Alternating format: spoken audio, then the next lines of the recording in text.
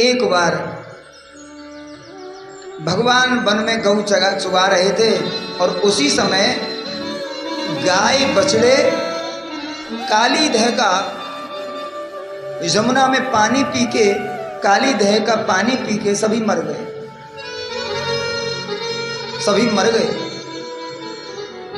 ग्वाल बाल भी मर गए और गाय बछड़े भी मर गए।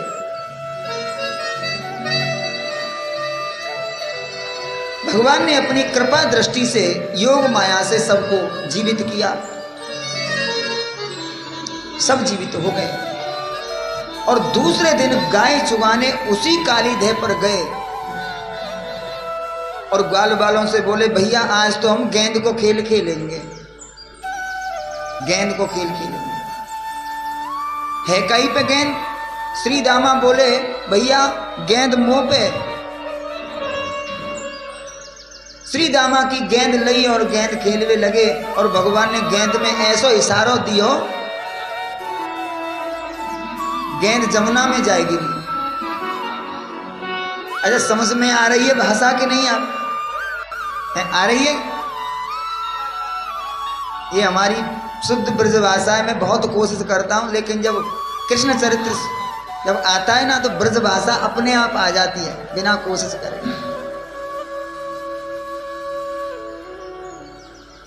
तो मुझे लगता है कहीं मैं ब्रज भाषा बोल रहा हूं और याद आती है तो मुझे लगता है पर आप समझेंगे कि नहीं समझेंगे। तो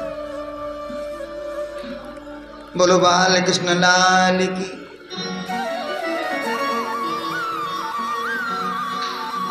और गेंद जब यमुना जी में गिरी तो श्री दामा ने श्री कृष्ण को पटका पकड़ लिया, बोले मेरी गेंद ला। कृष्ण बोले, गेंद तो जमुना में गई, अब मैं तेरी गेंद कहाँ सुलाऊं? ना वो मेरी गेंद चाहिए। बोले चल घर जाके हम तो को नई गेंद ऐसी ही बनवाए देंगे। श्री दामा बोले, ना मैं तो वो अपनी ही गेंद चाहिए, वही गेंद चाहिए। तो वो गेंद कहाँ से मिलेगी? बोले कछु है जाए पर मोए वही गेंद चाहिए मुझे। ठीक है, तो हम तेरी वही गेंद लेके आएंगे। और भगवान कूदे और कदम के पेड़ पर चढ़ गए और कदम के पेड़ से बोले, हम तेरी गेंद लेवे जा रहे हैं श्री दामा। और जमुना में कूद पड़े। और जैसे ही कृष्ण जमुना में कूदे सो ग्वाल बाल रोने लगे और श्री दामा को उल्टा सीधा बोलने लगे और कुछ भागे सो नंदगाम और बरसाने में सूचना दी कि कृष्ण जमुना में कूद गए, काली दह में कूद गए। और काली दह का नाम सुन के सभी घबरा गए और नंद बाबा आदि गोप गोपी नंदगांव और बरसाने की समस्त गोपी गोप जमुना काली दह पर इकट्ठे हो गए। बोले आज ये कृष्ण नहीं बचेगा, आज तो कन्हैया को नाग खत्म कर देगा। परंतु बलराम जी ने सबको सांत्वना दी, सबको समझाया, रुको अपने अपने इष्ट देव का ध्यान करो, कृष्ण जरूर आएगा। सबने अपने अपने देवता मनाने शुरू करे और भगवान पहुंचे नाग नागिन के पास। नागिनों ने श्री कृष्ण को देखा, उसकी मनोहर छवि को देखकर नागिन भी मोहित हो गए। बोली, पुत्र तू कौन है, कहां से आया? तेरे माता पिता बड़े सौभाग्यशाली हैं जिनको तेरे जैसा पुत्र मिला। तुम पर हमें दया आ रही है पुत्र, तुम यहां से जाओ, हमारा पति जाग गया तो तुमको भस्म कर देगा। कृष्ण बोले, देवी हम तो तुम्हारे पति से कुछ बात करने आए हैं, अपने पति को जगाओ। नागिनों ने बहुत प्रयत्न किया कि ये चला जाए यहां से, दया कर रही थी नागिन, लेकिन कृष्ण नहीं आए और नागिनों ने अपने पति को जगाया नहीं। भगवान ने नाग की तरफ देखा और उसके फन पर कूद पड़े और जैसे ही दो पर भगवान कूदे तो नाव को जाग आई और अब तो क्रोध में भर गया और भगवान से युद्ध हुआ। युद्ध हुआ।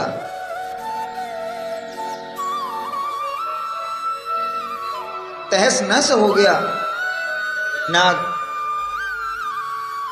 और जब बल पूर्ण हो गया, 100 फन हैं काली के और प्रत्येक फन से खून की धारा निकल रही है। जब थक गया तो फन को ऊपर करके खड़ा हो गया।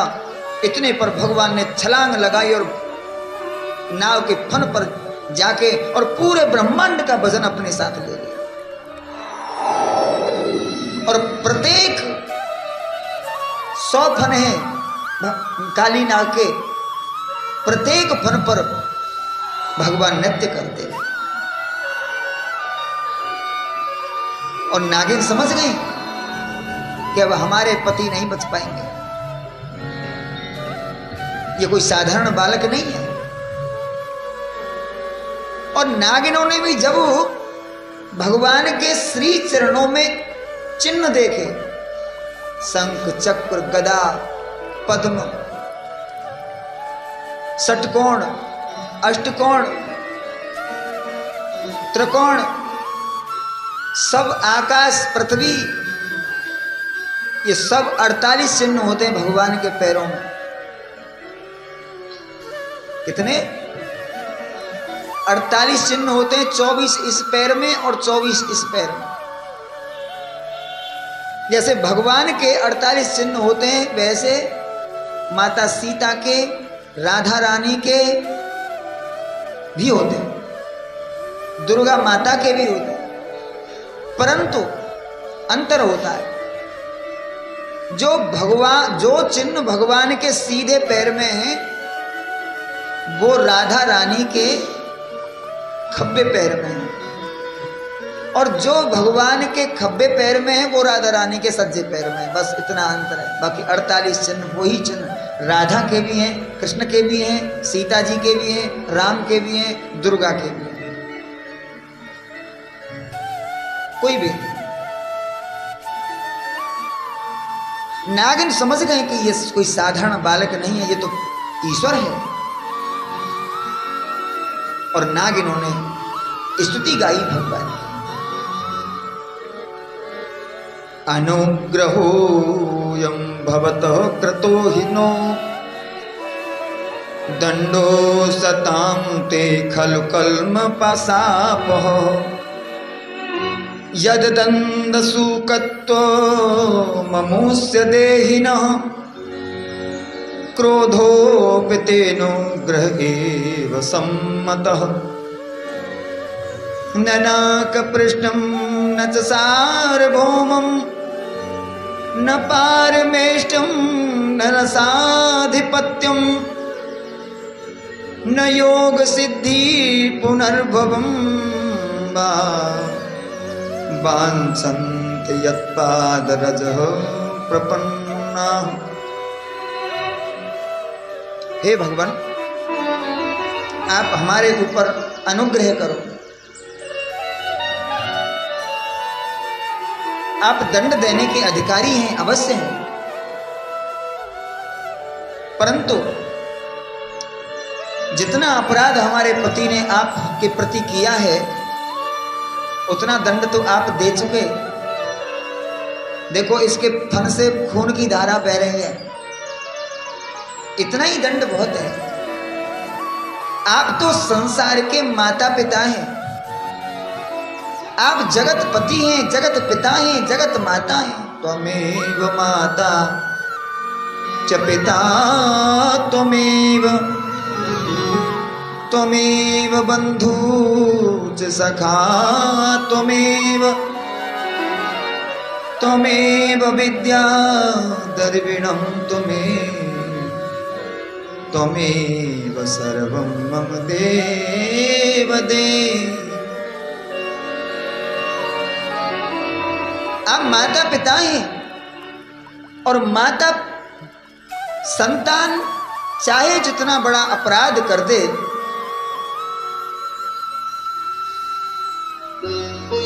संतान जितना बड़ा अपराध कर दे, माता पिता को क्षमा करना ही होता। इसलिए भगवान नमस्तुभ्यं भगवते पुरुषाय परमात्मने भूतावासाय भूताय पराय परमात्मने। बोले आप साधारण माता पिता नहीं, तुम समस्त भूतों के यानी समस्त प्राणियों के अंदर विराजमान है।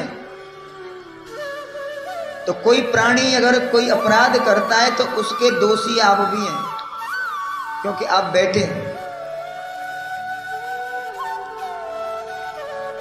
आप राजा हैं इसके। और भगवान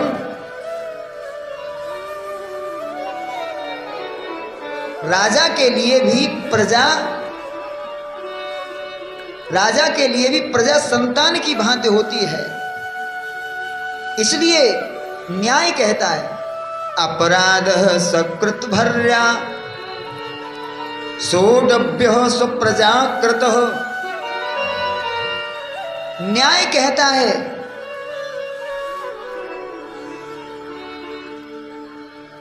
कि प्रजा का कोई भी नागरिक पहली बार अपराध करता है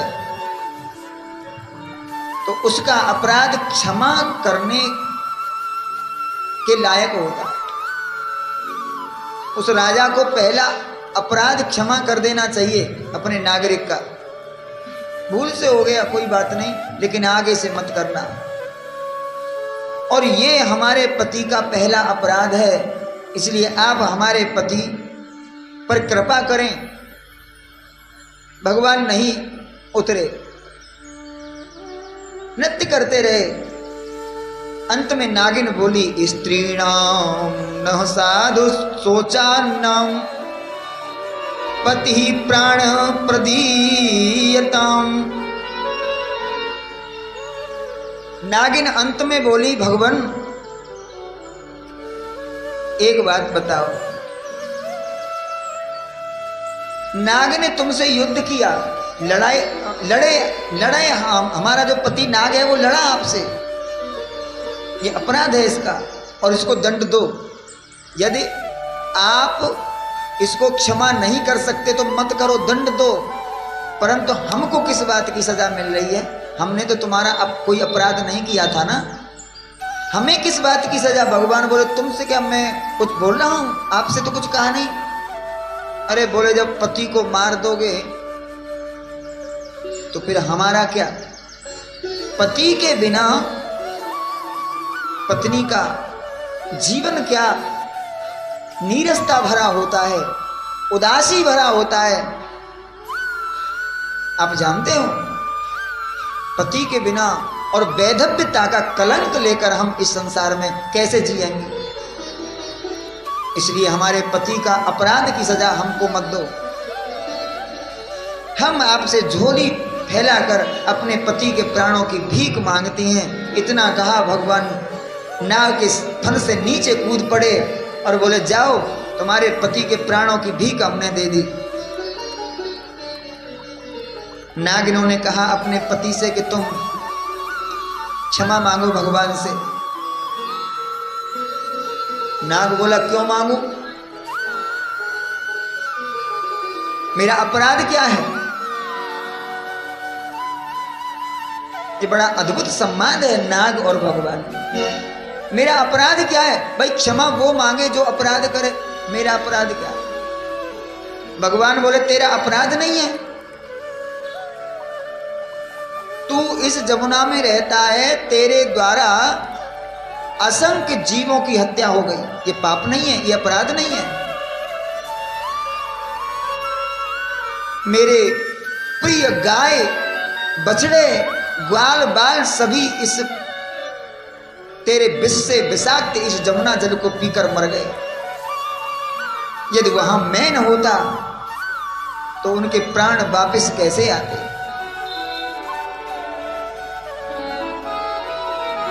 और जब हम आए तो अहंकार में भर के हम से युद्ध करने लगा।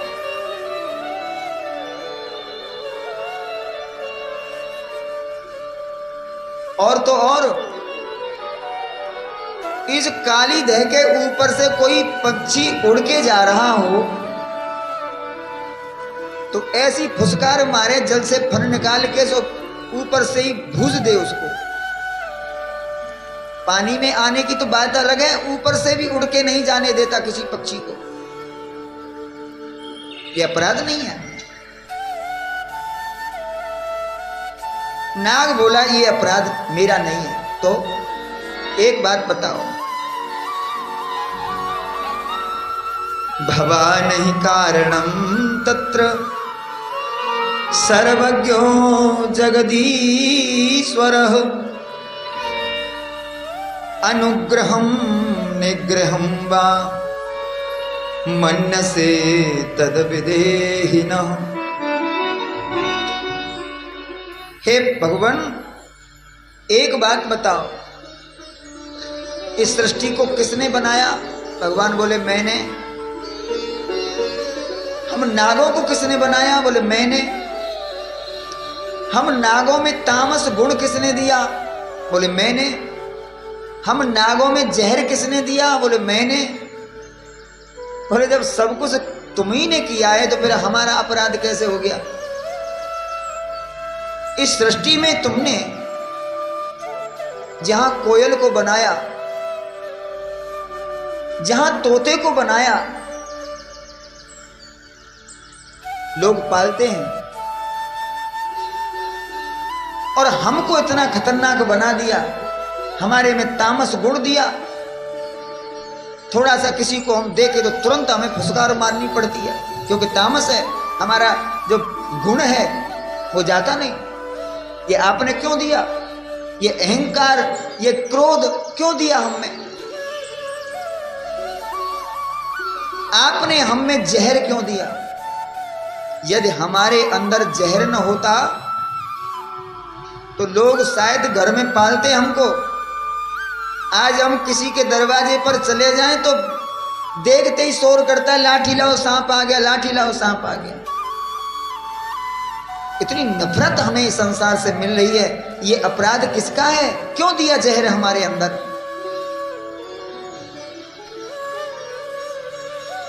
और अंत में भगवान काली बोले अनुग्रहम निग्रहम व मन से तद विदेहिन। आप सामर्थ्य हैं, हम मान लें कि तुमको कभी दोष नहीं लगता, आप सदा निर्दोष रहते हैं।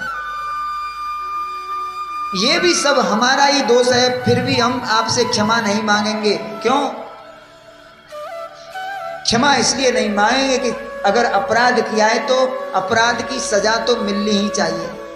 आप दंड दो, मारो या छोड़ो, अनुग्रह करो या निग्रह करो, तुम जानो। इसलिए हम माफी नहीं मांगेंगे, अपने प्राणों की भीख हम नहीं मांगेंगे।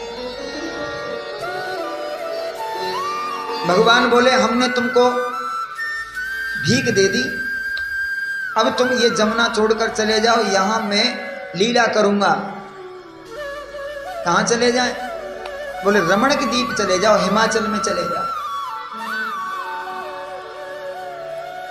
नाग ने कहा भगवान वहां तो हमें वो गरुड़ खा जाएगा, गरुड़ के डर से तो मैं यहां छुप के रहता हूं। भगवान बोले अब गरुड़ तुमसे कुछ नहीं कहेगा। क्यों? यद भयात् सुपर्णस्त्वं नाध्यान मत्पाद लांछितम। तुम्हारे फन पर जो मेरे चरण के चिन्ह बन चुके हैं, और जब तुम्हारे फन के ऊपर गरुड़ मेरे चरण चिन्ह देखेंगे तो तुम्हें भाई की तरह गले से लगाएंगे, आपसे दुश्मनी नहीं करेंगे, क्योंकि वो मेरे पार्षद हैं, मेरे वाहन हैं। जाओ। नाग और नागिन के सहित रमण के द्वीप चले गए और वहां से गेंद ली। भगवान आए बाहर।